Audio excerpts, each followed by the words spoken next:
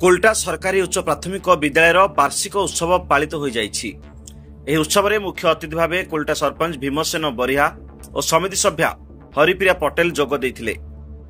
ABO श्रीजुक्त जेमामणि नायक, अमित खमारी, प्रधान शिक्षयित्री श्रीमती बसंत मंजरी शाह, संग्राम पटेल, सागरी राणा, श्रीजुक्त Tejraj Patel, school सभापति श्रीजुक्त पुष्कर पटेल, श्रीजुक्त मदन मोहन पटेल, श्रीमती उमावती पटेल, श्रीजुक्त मनोज कुमार पटेल, पंचायत हाईस्कूल प्रधान शिक्षक श्रीजुक्त गिरिजाशंकर बाग, जन्मजय नायक, किशोर पटेल, श्रीजुक्त रामचंद्र देव प्रमुख सम्मानित अतिथि भाव में जोग देइथिले।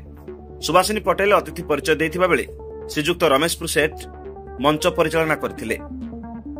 अतिथि मानक द्वारा छात्र छात्री मानकु पुरस्कृत करा जायतिला। एही अवसर में छात्र छात्री मानक द्वारा विभिन्न सांस्कृतिक कार्यक्रम तथा नाटक, जौतुक, एक सामाजिक व्याधि परिवेशन करा जायतिला।